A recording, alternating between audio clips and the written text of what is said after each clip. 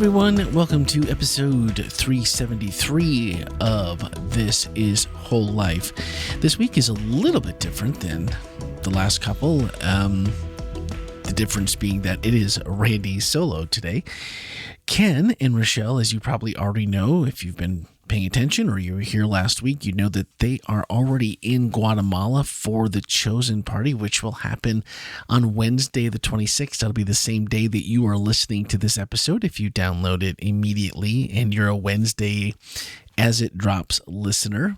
They will already be in Guatemala for that Chosen Party. So if you were one of the, I believe it was 36 people that joined the Whole Life family that is, a couple years ago we did our first Chosen Party. If you're joining that group of 120, so it'll be a little over 150, almost 160 of us when this is all said and done that are sponsoring kids. You will see your name, or Ken and Rochelle will see someone choose your picture in Guatemala live. That's going to be pretty cool.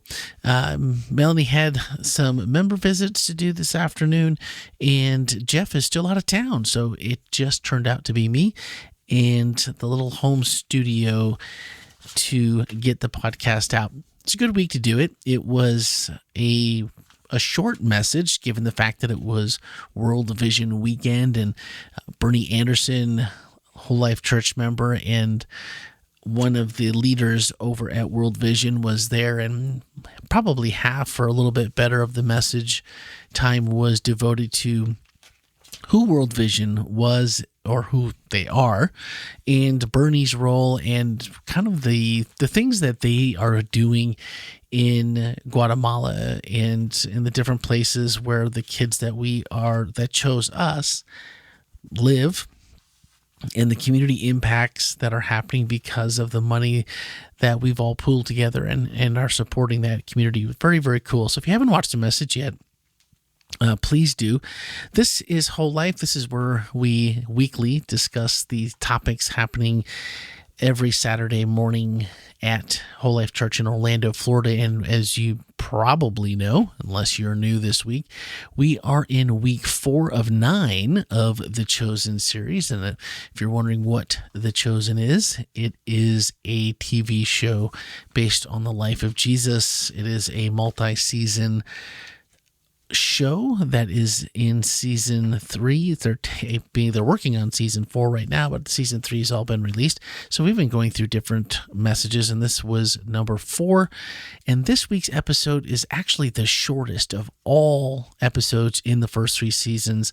And it was Jesus Loves the Little Children. And our staff member this week, and unfortunately the flu bug, and I know it's been some strep and different things have knocked out a ton of people in staff. I was gone almost all last week, started during VBS, and I was gone from late Tuesday on. I just got back, and my whole family was down. And so if you're out there, take your vitamin C, your vitamin D, get some sunlight, get your sleep. Get all the things you can think of to boost that immune system, because it is going around. And I'm just telling you, the stuff that my family came down with was not cool at all. At all. I would not wish it on anybody. And today, we actually canceled staff meeting because there wasn't that many of us around, and some out of precautionary, just not feeling the best and don't want to come back and spread it to anyone.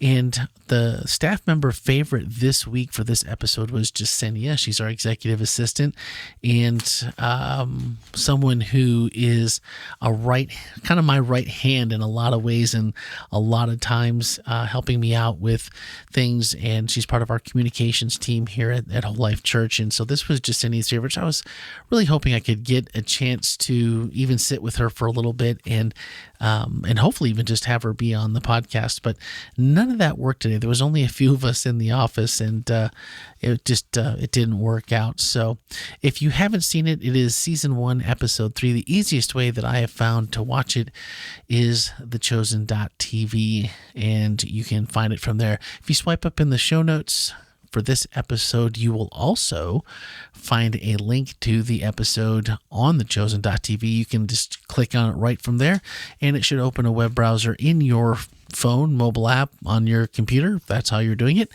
and you will be able to go and watch that episode.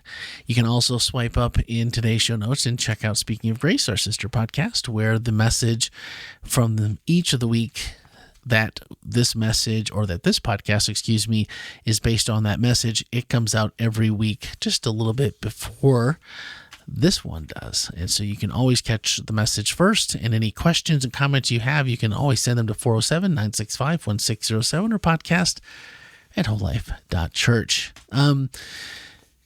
It's always interesting to see where Ken is going to go. And then this week we didn't have a lot of time. Again, it was a short episode, and it was based, at least the episode, basically entirely on the holy imagination that we've discussed, that the producers and writers of the show have taken. There's no biblical story here to tie it to, but it's all about Jesus and some kids that come to visit the place that he's staying out in the woods, and they come. At first, it's one little girl named Abigail, and then she brings her friend who comes along with her the next day. And then after that, they start bringing more friends, and Jesus answers their questions. He talks to them about what they know about the Torah and what they know about God, and they just have discussions, and he allows them to answer questions. And Ken started off the message talking about the essence of God, and that maybe the essence of God and kind of what gets related here is to love something that can't make life better outside of just being, like just who you are, what you're made of, who you are. If there's nothing that you can give back that can repay kindness, or that can repay love, or that can repay support, whatever that looks like. And as a young child, there's often not a lot, like monetarily or even physical labor, or but pick anything. There's not a lot that they can always do. But in that same innocence of maybe not having all those skills or having all of the knowledge, it shows that Jesus values them so highly, because they have an understanding and a purity that it seems though that many of us lose. And maybe what we don't lose is we never grow out of this why stage. I feel like as Christians, the kids are asking Jesus all these questions, and he'll give them an answer. And of course, if you're a parent, it's always but why? But why? Every question comes with the why, and he keeps answering them and smiles and answers their questions. And, he talks about that he's going to be meeting with his other students, and he hopes that they will have the same understanding as they do, and asking the same questions and listening as intently. And he kind of says to himself, I think he says it out loud, but, he's not counting on that, because he knows it's not going to be the same. But I just thought it was really unique how this really cool story that they wrote in here, I think, just to set the tone from the stories that we do have in the Bible of Jesus interacting with kids, and in the parables that he's told about how important, and to be, when he's talking to Nicodemus from last week's episode about how you have to be born again, and you have to have the faith and the trust of the young child. And so Jesus references this a lot. And I think sometimes it's easy to just think of that as, well, he's talking about kids, but just to talk about the faith that they have. And, we've all seen it in kids that maybe they don't have the same understanding of certain biblical principles or whatever, but they also may have a really a sense of a deep connection with Jesus that maybe we don't always have. I think we get a little jaded and we don't think about some of the things that they do, and we don't see the goodness of Jesus in the same way because they're not questioning a lot of the other parts that we get hung up on and that may or may not be always the most important. They just see Jesus for this person who is always on their side. He's always loving, and he's always there to stand up for and take care of them. And when you think about what people or how people will know that we're Christians or that we're Christ followers, and that sounds a lot like a good list of reasons or a list of attributes that it would be great to have, or that people would say, man, those people at WholeLife, they must be Jesus followers because they really do care. They really, don't judge. They are always finding out what they can do for others and outside their walls. And that really struck home as I was listening to the message this week, home being sick and maybe more focused on a message than usual. A lot of times I'm really, really busy on Saturday mornings at the church, and I get a chance to listen later, but not in the moment. And it just struck me that what a thing to value. And always, of course, it's always, what would Jesus do? Or, how would Jesus handle this? What's important to Jesus and what's important to his Father? And when he repeatedly tells us those things, and it's just something so easy to see. And after it being VBS week and having about 200 kids in the church every morning was really, really cool for the first couple of days while I was there until I got sick. And,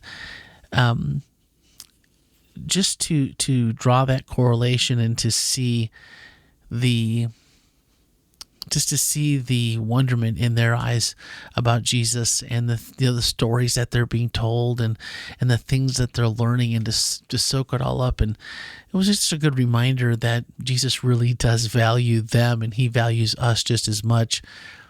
And sometimes we probably need to act a little bit more like those kids than we need to as the adults that maybe think we have it all figured out sometimes. Something to think about anyway.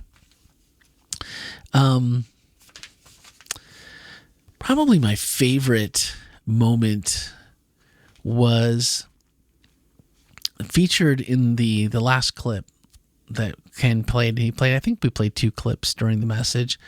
And this girl, Abigail, she's the one that initially finds Jesus camping outside of town and down by the river. And when she's asking him early on about what he does, and he tells her that he's a craftsman and he travels and he's a teacher, so he does a lot of different things. And she had seen some of the toys he'd been making, like kids' toys, and he had told her that was part of what he had done. And you kind of watched her face just kind of sink and kind of go blank when he said that. And if you did, not something that maybe you catch every time, but when you see it, your heart kind of drops and goes, man, that really, made her sad. And really, you might not draw the conclusion right away, but at the end of the episode, #spoiler alert, sorry for that, but as he leaves and he lets the kids know that he's going to be moving on the next day, when Abigail comes to the camp, Jesus has left on a piece of wood some writing, and said that he tells her that he didn't come just for the wealthy. He came for everyone. And he made her a little stall with horses, carved horses, and like a little barn and stable, and like something her family would never be able to afford for her. And that's evident after the fact, and that's goes back to that kind of blank, kind of remorseful look, like, oh, I'll never have toys like that, early on in the episode. And it just it made me think of, a lot of times we've talked about this here over the last couple episodes, when it seems like Jesus does things for, maybe for others, or things don't turn out like we think they should, or the way we would hope that they would. And it's like, well, why doesn't he do this for everyone?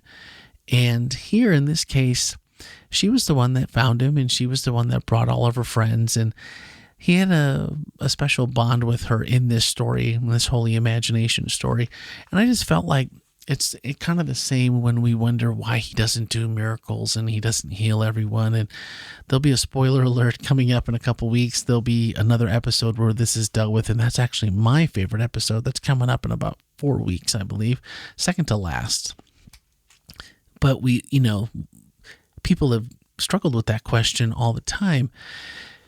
And it just felt like in this betrayal, it was another idea that sometimes Jesus just does because that person needed it. That person's story, for however God has plans for their life, it's important.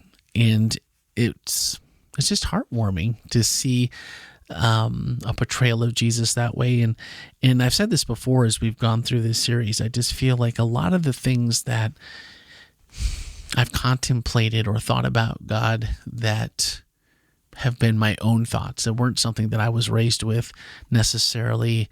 It didn't come through Bible class or in school or from just reading my Bible. It just things that when you think about certain subjects, or you've read through your Bible, and then a couple days later you're just thinking about things that you've read, and they pop back up, and you contemplate and think them over and I wonder what Jesus really felt like during that time, what he looked like, or how he interacted with that person that maybe we don't know. The Gospels don't tell us. And I think that's this holy imagination that we've been talking about, and Ken has been talking about as the creators of The Chosen. That's where they're taking these liberties and to as close as they can to the time period in which this happened, and the customs and the customs of the people, and what could it have looked like. And the picture that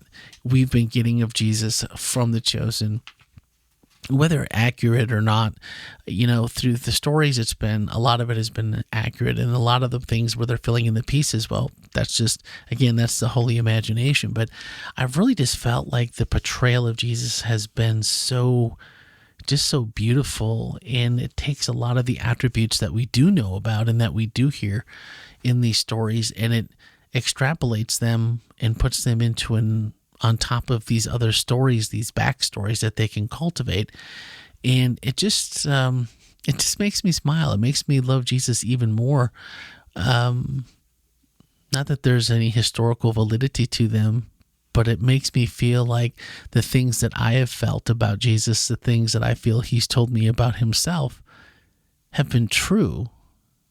And it corroborates that to some degree, and it's been something that's really been uplifting for me. And this story was no different. And just we can all resonate with that kid in all of us, and I thought that really came out well in this episode. And Jesus shares something that to her was something she probably would have never gotten in her lifetime with her family station in life. And, Jesus shares, even though he's sharing a gift, he's sharing the good news with her. He's sharing the gospel. He's saying, this is who I am. And then he's backing that up with not just words, but he's backing it up with his actions. He's doing something kind. He's doing something loving, and he's doing something that's going to be impactful for her life. That's what it feels like to me. That's my interpretation. Really feels like it's something that she will never forget. This person, she'll never forget what happened during these couple of days. And without her prompting or asking, she just wanted to be with him. She just wanted her friends to be with him, and they all agreed that they wouldn't tell their parents so that they wouldn't get in trouble. And who's the guy that we're visiting during the daytime, stranger danger, that kind of thing. And so she was just so passionate, and she was very, very intelligent, and Jesus took a special interest in her. And I like to think that we can each look at that and see how Jesus has taken a special interest in each of us, and how that special interest then leads to the gifts that we have, our spiritual gifts, how it leads us in how we do just who we are, and how the gospel comes out of us in our everyday, whether you work at a church or you are an accountant or you know, whatever your job is. There are ways that what God puts on your heart is going to be that gospel, even if it's a gift of kids' toys, where, you know, that's kind of the easy in, or the easy call, where it's, you know, something fun and something everyone likes to get a gift. And when we realize that we're a gift, we have the good news, we have the gospel, we have our own love for Jesus, and other people, like Ken talked about this week, you know, your people's lives are going to be better because of our sharing Jesus. There's no reason not to. And if we really believe that our lives are better because of Christ, then, you know, why are we trying to keep that to ourselves? And that again was really to me was highlighted in the way that he attacked that story. So if you haven't, go back and watch the message, or listen to it on Speaking of Grace. A lot of it with what Bernie had to share about, you know, what kind of company World Vision is, and like their goals, and to just make sure that every kid reaches their potential, and, you know, that they're being touched by and supported by people who love Jesus, and just, you know, want kids to have every opportunity available. And so it really made me think about, you know, what can we do? I mean, maybe, you know, sponsoring a child isn't something that you can do right now financially. And then it made me immediately think of last week. I put a call out and said, hey, we are looking for people that can help us with transcripts of the messages and of the podcast episodes. And many of you have heard us reference and talk about Nate, or Nathaniel. He is someone who is heavily involved here at WholeLife for many, many years. And Nate sent me a text, I believe it was yesterday, so this would be Monday. And he said, hey, I am totally ready to start doing transcripts. So let's get this thing rolling. And Nathaniel and I have worked together. We worked with Stanley at Duck Duck Productions, who does a lot of our creative work in video format for WholeLife Church. And so he has helped me with podcast transcripts before. So he's a little bit of a professional at this already. So we're going to be, in the next couple of weeks, I'm going to be getting information out there as far as the software that we're going to be using. And again, it's like we talked about last week, it's super easy. If you can read and follow along on the screen with the words that are being said, you know, it takes about, if you're doing a 20-minute episode, like a 20-minute sermon, it's probably going to take about 35 to 45 minutes. It's not quite double usually once you kind of get the hang of it. And so, you know, if we have a couple people that are willing to do one new one a month, and maybe one to start catching up, we're going to go back as far as Ken's early messages, which are, so there's about a little over 100 of those, I think, because we've been just over 2 years.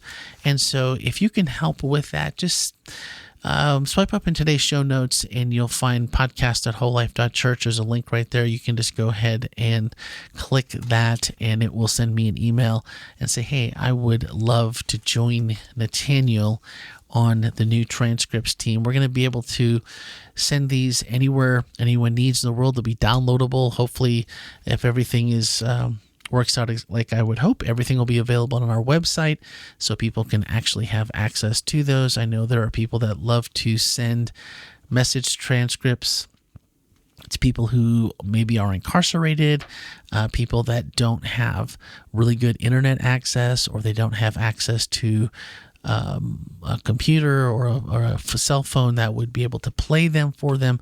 And so something that someone can just, drop a stamp and put in the mail, and they can download them for free. Or, for people that may just enjoy reading, it's something that another way for those to share. So that was, so thank you, Nathaniel. It's going to be a shorter episode, and you're not going to get all the way to work today. Sorry, bud. But we will. I hope you'll forgive us, and I'm looking forward to getting this ministry started with you here at WholeLife Church.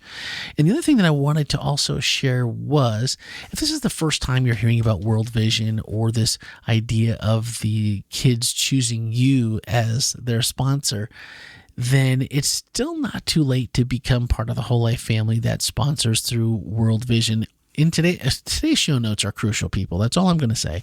You swipe up in today's show notes, you are going to find a link there that you can click on that will take you to our page. It won't get you in for the party, the chosen party that Ken and Rochelle will be at tomorrow on the 26th, because that'll already be happening before you'd have a chance to be in. Our deadline for that was Sunday.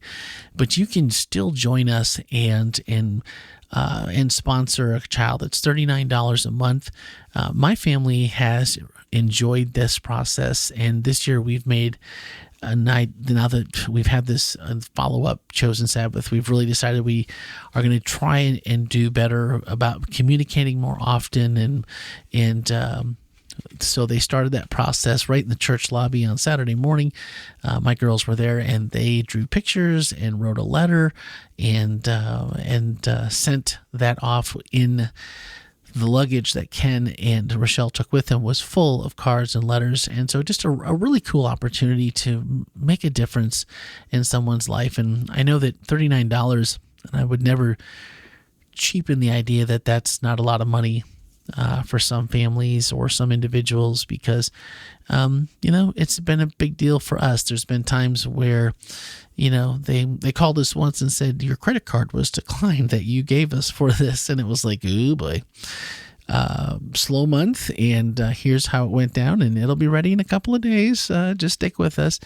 But I really feel like God always takes care of us when we take care of those things that he puts on our heart. So if that's something that, sounds like you'd love to be a part of it, just swipe up in today's show notes, and the link is there. Or if you're just like, yeah, I'm in, let's do it, you can text Whole Life Online, all one word, Whole Life Online, to 56170, and that will take you through the entire process of getting set up. And it's super easy. I think I don't think it's changed any since we first started 2 years ago, and I think it took all of about 5 minutes if you're at all tech savvy.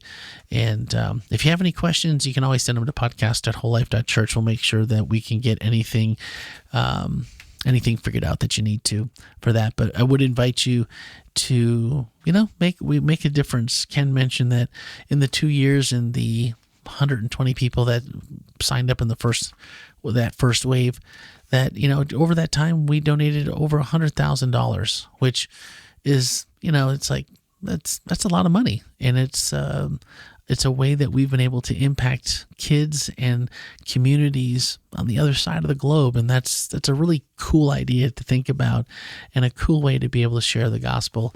And so if that is something that you can do, and it's something you feel led to do, I would encourage you, swipe up in today's show notes and take advantage of those, and join the Whole Life family that is sponsoring children through the World Vision program. All right, that's going to do it for this week. Next week, that's right, don't forget.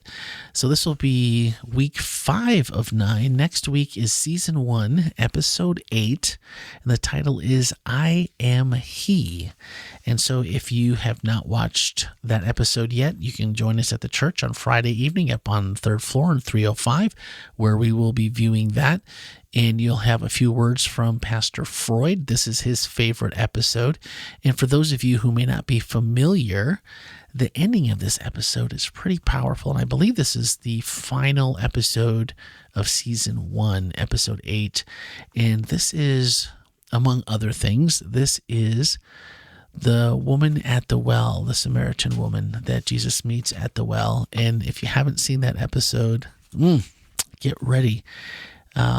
It's pretty awesome. And that's how they wrapped up season 1. So that will be this Friday night. And I believe that's at 7:00, but double check. I'll double check and I'll put it in the show notes. Wow. The show notes are going to be full this week, aren't they?